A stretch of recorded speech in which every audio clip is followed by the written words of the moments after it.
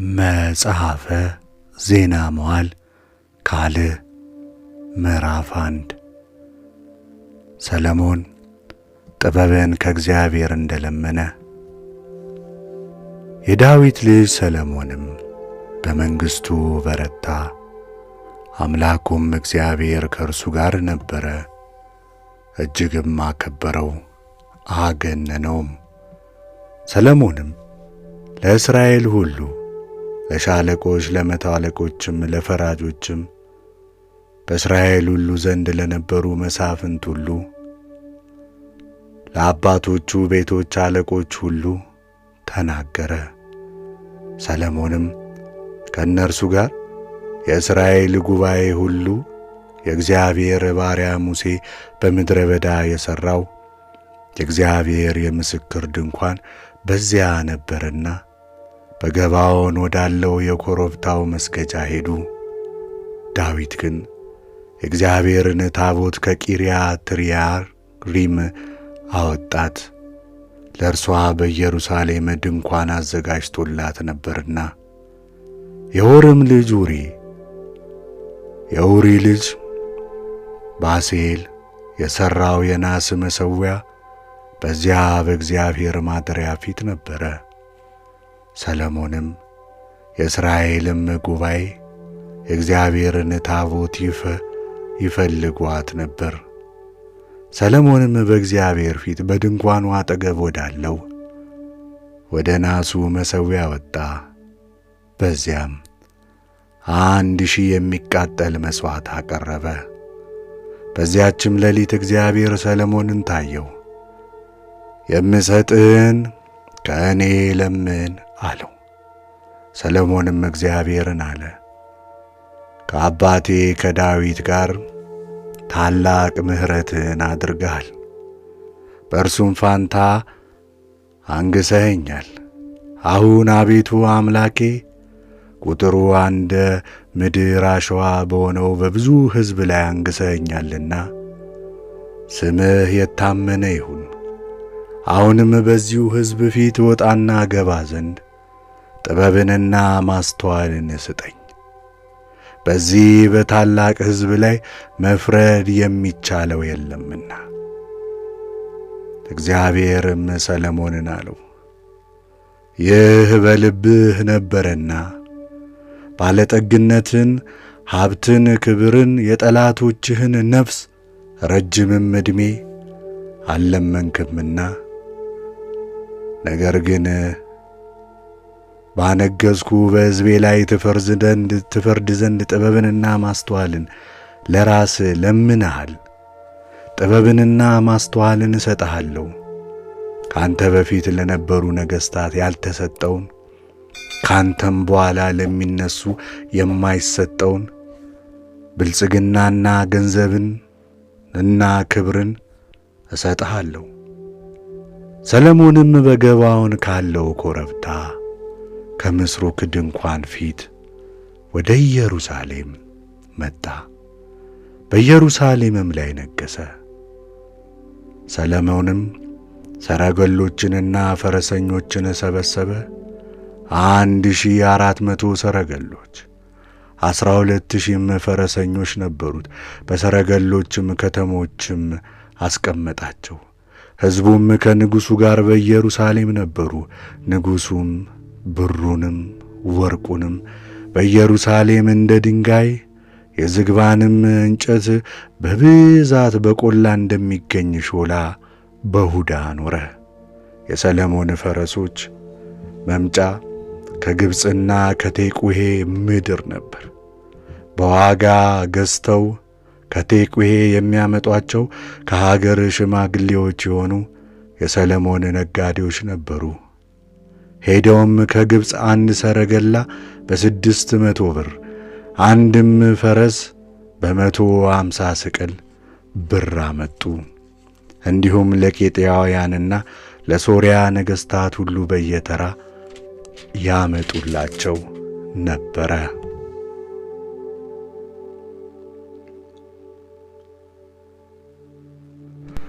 ምዕራፍ 2 ቤተ መቅደስን ለመሥራት የተደረገ ዝግጅት። ሰለሞን ለእግዚአብሔር ስም ቤት ለራሱም ቤተ መንግሥት ልሥራ አለ። ሰለሞንም የሚሸከሙትን 70,000 ከተራሮችም ድንጋዮችን የሚጠርቡትን 80,000 በእነርሱም ላይ የተሾሙትን 3,600 ሰዎች ሰበሰበ። ሰለሞንም እንዲህ ሲል ወደ ጢሮስ ንጉሥ ወደ ኪራም ላከ። ከአባቴ ከዳዊት ጋር እንዳደረግክ የሚቀመጥበትንም ቤት ይሠራ ዘንድ የዝግባ እንጨት እንደላክለት እንዲሁ ለእኔ አድርግ። እነሆ ለእስራኤል ለዘላለም እንደ ታዘዘው በእግዚአብሔር ፊት የጣፋጩን ሽቶ ዕጣን ለማጠን የገጹንም ኅብስት ለማኖር የሚቃጠለውንም መሥዋዕት በጥዋትና በማታ በሰንበታቱም በመባቻዎቹም በአምላካችንም በእግዚአብሔር በዓላት ለማቅረብ እኔ ልጁ ለአምላኬ ለእግዚአብሔር ስም ቤት እሠራለሁ፣ እነርሱንም እቀድሳለሁ።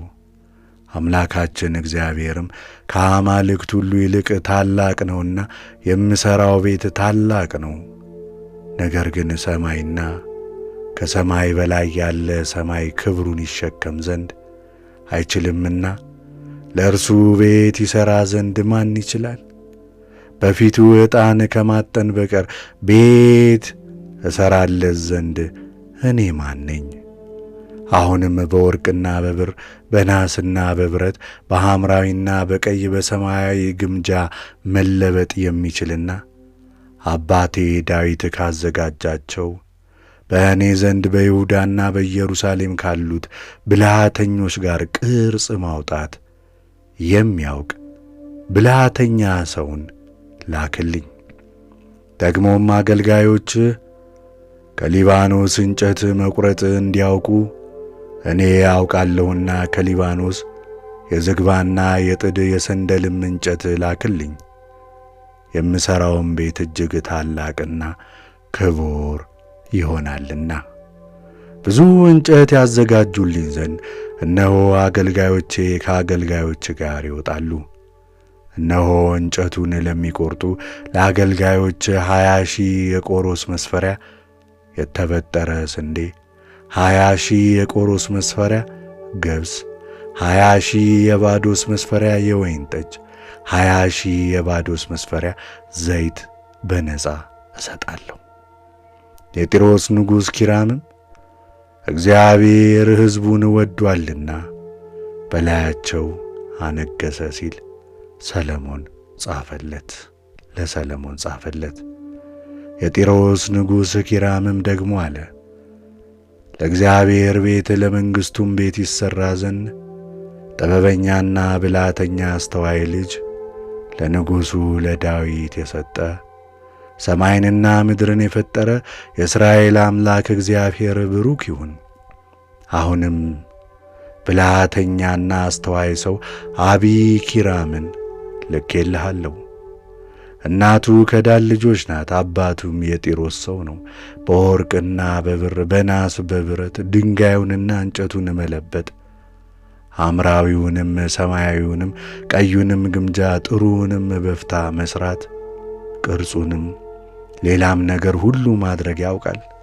ከብልሃተኞችህ ጋር ከጌታዬም ከአባት ከዳዊት ብልሃተኞች ጋር ሥራ ብለህ የምትሰጠውን ሁሉ አስቦ መሥራት ይችላል።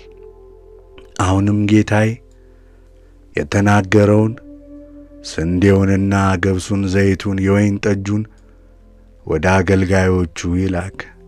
እኛም ከሊባኖስ የምትሻውን ያህል እንጨት እንቈርጥልሃለን፣ በታንኳም አድርገን በባሕር ላይ ወደ አንተ ወደ ኢዮጴ እንልካለን።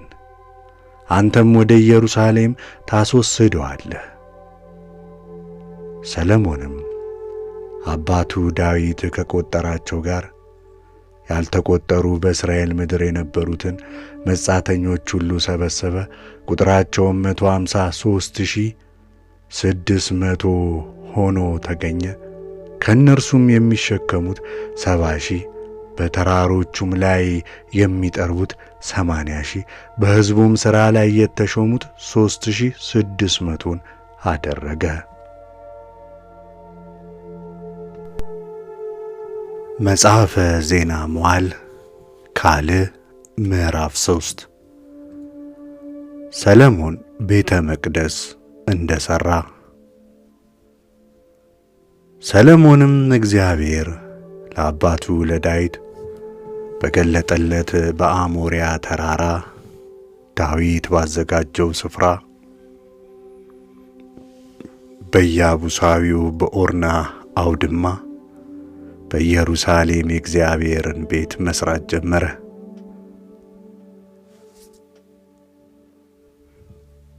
ሰሎሞንም የእግዚአብሔርን ቤት ይሠራ ዘንድ የጣለው መሠረት ይህ ነው። ርዝመትም በድሮ ስፍር 60 ክንድ ወርዱም 20 ክንድ ነበረ። በቤቱም ፊት የነበረው ወለል ርዝመቱ እንደ ቤቱ ወርድ 20 ክንድ ቁመቱም 120 ክንድ ነበረ። ውስጡንም በጥሩ ወርቅ ለበጠው። ታላቁንም ቤት በዝግባ እንጨት ከደነው፣ ከጥሩም ወርቅ ለበጠው። የዘንባባና የሰንሰለት አምሳልም ቀረጸበት። ቤቱንም በከበረና በተመረጠ ዕንቁ በወርቅም አስጌጠው። ወርቁም የፋሩሄም ወርቅ ነበር። ቤቱንም ሰረገሎቹንም መድረኮቹንም ግንቦቹንም ደጆቹንም በወርቅ ለበጠ። በግንቦቹም ላይ ኪሩቤልን ቀረጸ። ቅድስተ ቅዱሳኑንም ሠራ። ርዝመቱም እንደ ቤቱ ወርድ 20 ክንድ ወርዱም 20 ክንድ ነበረ። 600 መክሊት በሚያህል በጥሩ ወርቅ ኪሩቤሉንም ለበጣቸው። የምስማሮቹንም ሚዛን ለእያንዳንዱ 50 ስቅል ወርቅ ነበረ። የደርቡንም ጓዳዎች በወርቅ ለበጠ። በቅድስተ ቅዱሳንም ውስጥ ከእንጨት ሥራ 2 ኪሩቤል ሠራ፣ በወርቅም ለበጣቸው። የኪሩቤልንም ክንፎች 20 ክንድ ሙሉ ተዘርግተው ነበር። የአንዱ የኪሩቤል ክንፍ ርዝመት 5 ክንድ ነበረ፣ የቤቱንም ግንብ ይነካ ነበር። የሁለተኛውም ክንፍ ርዝመት 5 ክንድ ነበረ፣ የሁለተኛውንም ኪሩብ ክንፍ ይነካ ነበር። የሁለተኛውም ኪሩብ ክንድ 5 ክንድ ነበር፣ የቤቱንም ግንብ ይነካ ነበር። ሁለተኛውንም ክንፍ 5 ክንድ ነበረ፣ የሌላውንም ኪሩብ ክንፍ ይነካ ነበረ። የእነዚህም ኪሩብ ክንፎች 20 ክንድ ሙሉ ተዘርግተው ነበር። በእግራቸውም ቆመው ነበር። ፊቶቻቸውም ወደ እግዚአብሔር ቤት ይመለከቱ ነበረ። ከሰማያዊው ከሐምራዊውም ከቀዩም ሐር ከጥሩም በፍታ መጋረጃውን ሠራ፣ ኪሩቤልንም ጠለፈበት።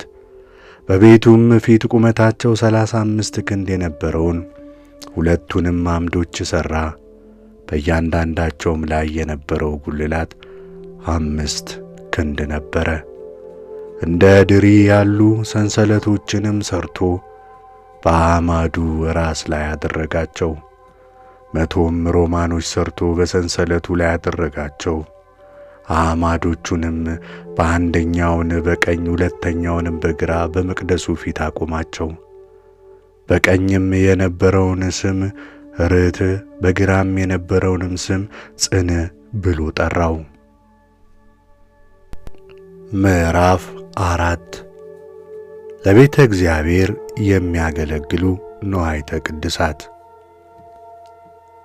ርዝመቱ 20 ክንድ ወርዱም 20 ክንድ ቁመቱም 10 ክንድ የነበረውን የናሱን መሠዊያ ሠራ። ዳግመኛም ከቀለጠ ናስ ከዳር እስከ ዳር 10 ክንድ ቁመቷም 5 ክንድ ዙሪያዋም 30 ክንድ የሆነ ኩሬ ሠራ። በበታቿም በዙሪያዋ በ10 ክንድ የበሬዎች ምስሎች ነበሩ። ኩሬዋንም ይከቧት ነበር። በሬዎቹም በ2 ተራ ሆነው ከኩሬው ጋር በአንድነት ቀልጠው የተሰሩ ነበሩ። 12 በሬዎችን ሰሩላቸው። ከእነርሱም 3ቱ ወደ ሰሜን፣ 3ቱ ወደ ምዕራብ፣ 3ቱ ወደ ደቡብ፣ 3ቱ ወደ ምስራቅ ይመለከቱም ነበር። ቀልጣ የተሰራች ኩሬም በላያቸው ነበረች። የሁሉም ጀርባቸው በስተ ውስጥ ነበረ። ውፍረቷም 1 ጋት ያህል ነበረ። ከንፈሯም 1 ጽዋ ከንፈር እንደ ሱፍ አበባ ሆና ተሰርታ ነበር። 3000 ማድጋ ትይዝ ነበር። ሰርቶም ፈጸማት። ደግሞም 10 የመታጠቢያ ሳህኖችን ሠራ። ለሚቃጠለውም መሥዋዕትም የሚቀርበው ነገር ሁሉ ይታጠብባቸው ዘንድ 5ቱን በቀኝ 5ቱንም በግራ አኖራቸው። ባሕሩ ግን ካህናት ይታጠቡበት ነበር። 10ሩንም የወርቅ መቅረዞች እንደ ሥርዓታቸው ሠራ። 5ቱንም በቀኝ 5ቱንም በግራ በመቅደስ ውስጥ አኖራቸው። 10ሩንም የወርቅ ገበታዎች ሠርቶ 5ቱን በቀኝ 5ቱንም በግራ በመቅደሱ ውስጥ አኖራቸው። 100ም የወርቅ ጽዋዎችን ሠራ። ደግሞም የካህናቱን አደባባይ ታላቁንም አደባባይ የአደባባዩንም ደጆች ሠራ። ደጆቻቸውንም በናስ ለበጠ። ኩሬውንም በቤተ መቅደሱ ማዕዘን በስተቀኝ በኩል በምሥራቅ አቅጣጫ አኖረው። ኪራምም ምንቸቶቹንና መጫሪያዎቹን በመሠዊያው ቤት ያሉ ማንኪያዎችንና የመገልገያ ዕቃዎችን ሁሉ ሠራ። ኪራምም ለንጉሥ ለሰሎሞን በእግዚአብሔር ቤት የሠራውን ሥራ ሁሉ ጨረሰ። 2 ዓምዶችንና በ2 ዓምዶች ላይ ጉልላቶችን፣ በዓምዶችም ራሶች ላይ ያሉትን ጉልላቶች የሚሸፍኑ 2 መርበብቶችን ሠራ። በሁለቱም መርበብቶች 400 የወርቅ ሻኩራዎችንና በዓምዶቹ ላይ ያሉትን 2 ጉልላቶች በ2 ጎኖች የሚሸፍኑትን ሮማኖችን ሠራ። 10 መቀመጫዎችንና በመቀመጫዎቹም ላይ መታጠቢያዎችን ሠራ። አንዷንም ኩሬ በበታቿም ያሉትን 12 በሬዎች ሠራ። የእግር መታጠቢያዎችን፣ የእጅ መታጠቢያዎችንና ጋኖችን፣ የሥጋ ማውጫ ሜንጦዎችንና ኪራም የሠራውን ሥራ ሁሉ ከንጹሕ ናስ ሠርቶ ለንጉሥ ሰሎሞን ለእግዚአብሔር ቤት አቀረበለት። ንጉሡም በዮርዳኖስ ሜዳ በሱኮትና በሴድራ መካከል ባለ በወፍራሙ መሬት ውስጥ አቀለጣቸው። ሰሎሞንም እነዚህን ዕቃዎች ሁሉ እጅግ አብዝቶ ሠራ፣ የናሱንም ብዛት አይቈጠርም ነበር። ሰሎሞንም በእግዚአብሔር ቤት የነበረውን ዕቃ ሁሉ፣ የወርቁንም መሠዊያ፣ ኅብስተ ገጽ የነበረባቸውን ገበታዎችን ሠራ። በመቅደሱ እንደ ሥርዓታቸው የሚያበሩ መቅረዞች እና ቀንዲሎችንም ከጥሩ ወርቅ ሠራ። የመብራቶች መቅረዞችንና በላያቸው ያሉ መብራቶችን፣ ጽዋዎቹን፣ ማንኪያዎቹን፣ ሥራ የሚሠሩባቸው ጻሕሎችንም ከጥሩ ወርቅ ሠራ። ውስጠኛው የእግዚአብሔር ቤት ደጅና ወደ ቅድስተ ቅዱሳኑ መግቢያ የሚወሰደው የውስጠኛውም የቤተ መቅደሱ ደጆች የወርቅ ነበሩ። እንዲሁም ሰሎሞን ስለ እግዚአብሔር ቤት የሠራው ሥራ ሁሉ ተፈጸመ። ምዕራፍ 5 የቃል ኪዳኑ ታቦት ወደ ቤተ መቅደስ እንደገባ። ሰሎሞንም አባቱ ዳዊት የቀደሰውን ብሩንና ወርቁን የመገልገያ ዕቃውን ሁሉ አምጥቶ በእግዚአብሔር ቤት ውስጥ በነበረው ግምጃ ቤት አገባ። በዚያም ጊዜ ሰሎሞን የእግዚአብሔርን ቃል ኪዳን ታቦት ከዳዊት ከተማ በጽዮን ያወጡ ዘንድ የእስራኤልን ሽማግሌዎችና የነገድ አለቆችን ሁሉ የእስራኤልንም ልጆች አባቶች ቤቶች መሳፍንት ወደ ኢየሩሳሌም ሰበሰበ። የእስራኤልም ሰዎች ሁሉ በሰባተኛው ወር በበዓሉ ጊዜ ወደ ንጉሥ ወደ ሰሎሞን ተሰበሰቡ። የእስራኤልም ሽማግሌዎች ሁሉ ወጡ። የሌዋውያን ሁሉ ታቦቷን አነሱ። የምስክሩንም ድንኳን በድንኳኑም ውስጥ የነበረውን የተቀደሰውን ዕቃ ሁሉ አወጡ። ታቦቷንም ካህናቱና ሌዋውያኑ አወጡ። ንጉሡም ሰሎሞን የእስራኤል ማኅበር ሁሉ እግዚአብሔርን የሚፈሩ ሁሉ በአንድነት በታቦቷ ፊት ሆነው ከብዛት የተነሣ የማይቈጠሩትንና የማይመጠኑትን በጎችና በሬዎች ይሰዉ ነበር። ካህናቱም የእግዚአብሔርን የቃል ኪዳን ታቦት ወደ ቤቷ አምጥተው በቅድስተ ቅዱሳን ውስጥ ከኪሩቤል ክንፍ በታች በነበረ መቅደስ አኖሯት። ኪሩቤልም በታቦቷ ስፍራ ላይ ክንፎቻቸውን ዘርግተው ነበረ። ኪሩቤልም ታቦቷንና መሎጊያዎቹን በስተላዩ በኩል ይሸፍኑ ነበር። መሎጊያዎቹም ረጃጅሞች ነበሩና በቅድስተ ቅዱሳኑ ፊት ከመቅደሱ ውስጥ ጫፎቻቸው ይታዩ ነበር፣ ነገር ግን ከውጪ አይታዩም ነበር። እስከ ዛሬም ድረስ እዚያ አሉ። በታቦቷም ውስጥ የእስራኤል ልጆች ከግብፅ ምድር በወጡ ጊዜ እግዚአብሔርም ከእነርሱ ጋር ቃል ኪዳን ባደረገ ጊዜ ሙሴ በኮሬብ ካስቀመጣቸው ከሁለቱ ጽላቶች በስተቀር ምንም አልነበረባትም። ከመቅደስም ከወጡ በኋላ በዚያ የነበሩ ካህናት ሁሉ ተቀድሰው ነበር፣ በሰሞናቸውም አልተከፈሉም ነበር። መዘምራንም የነበሩት ሌዋውያን ሁሉ ከአሳፍና ከኤማን ከኤዶትም ልጆች ጋር ወንድሞቻቸውም ጥሩ በፍታ ለብሰው ጸናጽልና ከበሮ መሰንቆም እየመቱ በመሠዊያው አጠገብ በምሥራቅ በኩል ቆመው ነበር። ከእነርሱም ጋር 120 ካህናት መለከት ይነፉ ነበር። መለከቱንም የሚነፉ መዘምራን በአንድነት ሆነው እግዚአብሔርን እያመሰገኑና እያከበሩ እግዚአብሔር ቸር ነውና ምሕረቱም ለዘላለም ነውና እግዚአብሔርን አመስግኑ እያሉ በአንድ ቃል ድምፃቸውን ወደ ላይ ከፍ አድርገው በመለከትና በጸናጽል በዜማም ዕቃ ሁሉ እግዚአብሔርን ባመሰገኑ ጊዜ የእግዚአብሔር የክብሩ ደመና የእግዚአብሔርን ቤት ሞላው።